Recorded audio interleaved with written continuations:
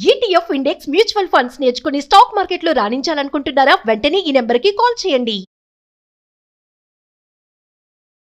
Hello Ram sir.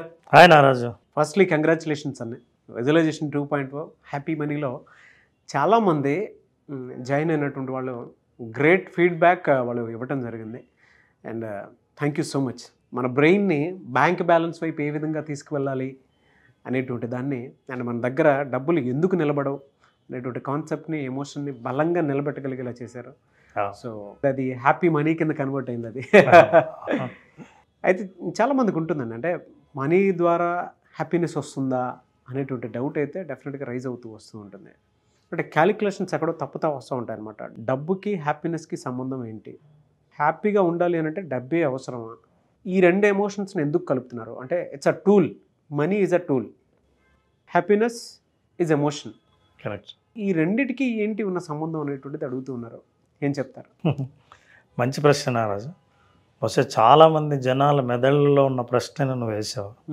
చాలామంది money కోరుకునేది ఎందుకంటే ఏదైనా సరే ఒక ఎమోషన్ మనిషి అనుభవించడం కోసం వస్తువు రూపంలో పొందే ప్రయత్నం చేస్తాడు. అంటే నాకు వస్తువుల ద్వారా సౌకర్యాల ద్వారా ఆనందం పొందుతా అన్నది భావన. అందుకని డబ్బు ప్రధానం అని. కానీ నేను ఇందాక చెప్పినట్లు 3-4 పాయింట్స్ ఉన్నాయి.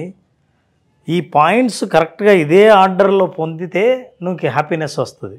కానీ అలాగే పొందాలని లేదు. ఫర్ ఎగ్జాంపుల్ హ్యాపీ మనీ అని ఎందుకన్నామంటే, డబ్బు ఉన్నా, వస్తువులున్నా, సొంతమైన లగ్జరీ జీవితం అనుభవిస్తున్నా నువ్వు ఆనందంగా జీవించాలని అనుకుంటావు. డబ్బు ఉండి ఆనందం లేని వాళ్ళు ఎంతమంది లేరు? నిజం చెప్పాలంటే డబ్బు ఉంటేనే సంతోషము ఆనందం ఉంటుంది అనుకుంటే ప్రతి కోటీశ్వరుడు ఆనందంగా ఉండాలి. అవును.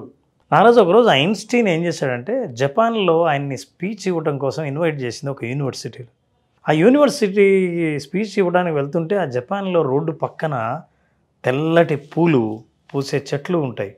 అవి ఆలోచిస్తూ ఆయన అనుకున్నాడు, భవిష్యత్తులో మనిషి నేను కనిపెట్టిన ఫిజిక్స్ లా లాంటివి, ఇట్లాంటి ఈక్వేషన్స్ లాస్ కాకుండా మనిషికి ఇంకేం అవసరం, ఏదైనా వస్తువు కనిపెట్టాలా, వేరే గ్రహంలో అడుగు పెట్టాలా, ఇంకేంటి అని ఆలోచిస్తుంటే ఆయనకు అనిపించింది, భవిష్యత్తులో మనిషి విపరీతంగా కోరుకుని పొందలేకపోయే ఒకానొక కమోడిటీ ఏంటంటే హ్యాపీనెస్ అని. ఈ హ్యాపీనెస్ గురించి మనం ఏదో ఫార్ములా కనిపెట్టాలి అని అనుకున్నాడు.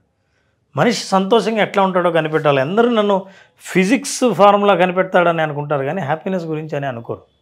కానీ ఆయన అలా ఆలోచిస్తూ హోటల్లోకి వెళ్ళాడు. మీకు తెలుసా, చాలామందికి తెలీదు, ఐన్స్టీన్ కనిపెట్టిన హ్యాపీనెస్ ఫార్ములా వర్త్ $1.5 మిలియన్. చాలా ఆశ్చర్యంగా ఉంటుంది, ఏంటి ఈయన ఫార్ములా వర్త్ 1.5 మిలియన్స్ ఏంటి అని. ఈయన ఏం చేశాడంటే హోటల్కి వెళ్ళాడు. హోటల్కి వెళ్ళి ఆలోచిస్తూనే ఉన్నాడు. ఈ లోపల హోటల్ బాయ్ లగేజ్ తీసుకొచ్చి లోపల పెట్టాడు. అతనికి ఏదైనా టిప్ ఇద్దామని అటు ఇటు చూస్తుంటే ఏమీ కనిపించలేదు. పర్సు ఆయన బ్యాగులో ఉండిపోయింది. పక్కనే ఉన్న ఒక ప్యాడ్ ఉంటే తీసుకుని ఆయన మాతృభాషలో, జర్మన్ భాషలో ఆయన ఫార్ములాని రాశాడు. హ్యాపీనెస్ ఫార్ములా ఇదే అయి ఉంటుందని. ఇంత గొప్ప ఆలోచన వచ్చింది, ఇంతకంటే నీకు మంచి గిఫ్ట్ ఏ ఉండదు, ఇదిగో పేపర్ తీసుకొని ఇచ్చాడు. ఆ జపాన్లో ఆఫీస్ బాయ్ 100 ఏళ్ల కిందట ఏమీ తెలుసు, అందులో జర్మన్ అస్సలు రాదు. సరే ఈయన ఏదో చాలా పెద్ద ఆయన సైంటిస్ట్ అంటున్నారని ఆయన పేపర్ తీసుకుని జేబులో పెట్టుకుని ఇంటికి వెళ్ళిపోయాడు.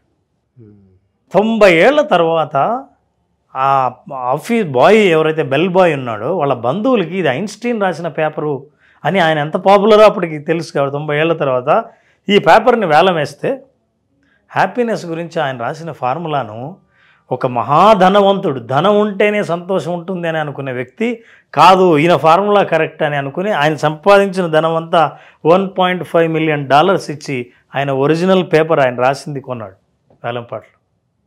హ్యాపీనెస్ ఫార్ములా ఆయన ఏం చెప్తాడంటే, ఒక మోడెస్ట్ లైఫ్, సాధారణ జీవితం, వస్తు సంపద వెనక పడకుండా జీవించే జీవితంలో సంతోషాన్ని కనిపెట్టడం సులభం. రెస్ట్ తీసుకోకుండా పరుగు పెడుతూ జీవితాన్ని దాన్ని వెంటబడే వాళ్ళకంటే చాలా కామ్గా జీవితాన్ని గడిపే వాళ్ళు సంతోషాన్ని పొందడం చాలా సులభం అని రాశాడు. ఇది నిజము అని డబ్బు సంపాదించిన వ్యక్తి డబ్బులన్నీ ఇచ్చి తీసుకొని పోయాడు. Happiness is a very interesting commodity Naraju.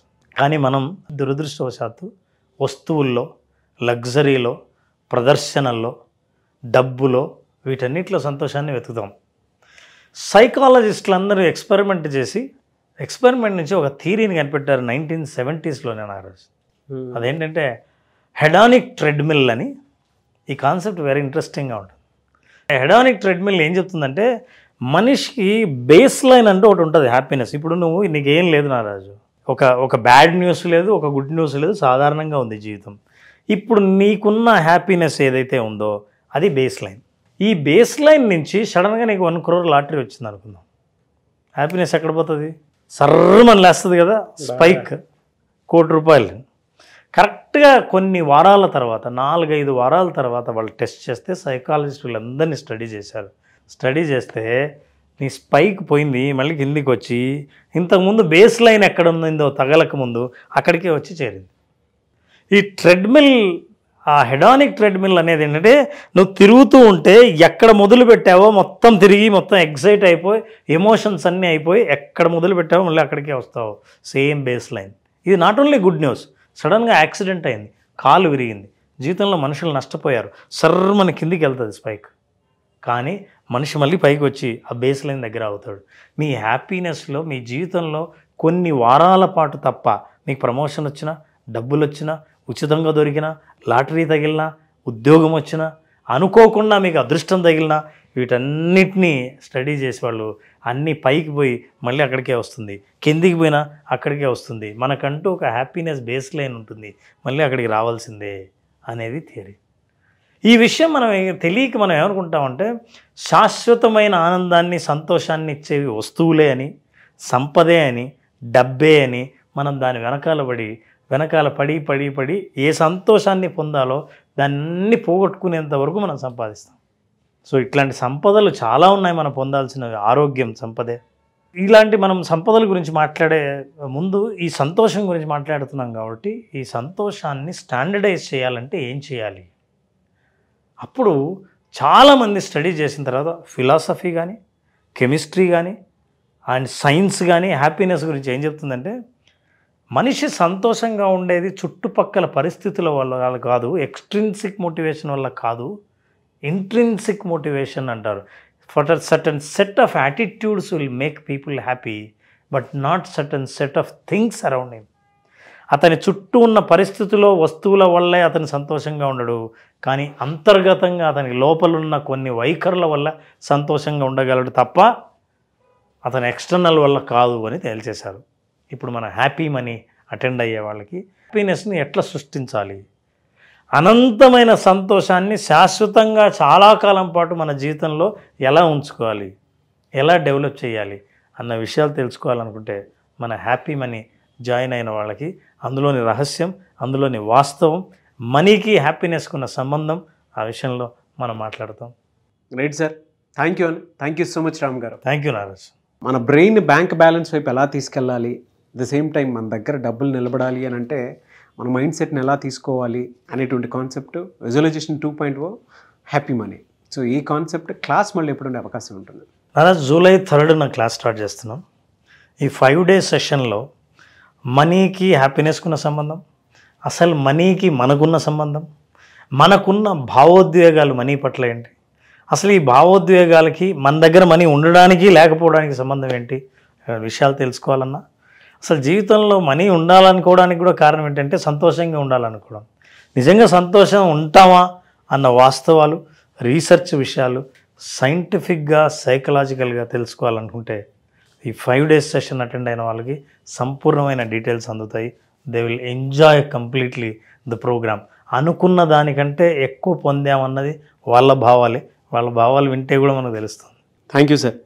So July 3rd నుంచి మీ భావోద్వేగాలు డబ్బు వైపు ఏ విధంగా ఉన్నాయి, అంటే మీ దగ్గర సంపాదించుకున్న డబ్బు ఉంటుందా, ఉండట్లేదా, అండ్ మీ బ్రెయిన్ బ్యాంక్ బ్యాలెన్స్ వైపు ఏ విధంగా తీసుకెళ్ళాలి అనేటువంటి కాన్సెప్ట్ తోటే Ram garu July 3rd visualization 2.0 happy money కాన్సెప్ట్ని సో క్లాస్ రూపంలో తీసుకురాబోతున్నారు. ఆసక్తి కలిగిన వారు స్క్రీన్ మీద కనిపిస్తున్న నెంబర్కి సంప్రదించండి.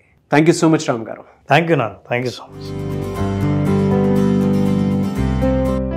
సుమన్ టీవీలో మీ పర్సనల్ అండ్ బిజినెస్ ప్రమోషన్స్ కోసం కింది నెంబర్కి కాంటాక్ట్ చేయండి.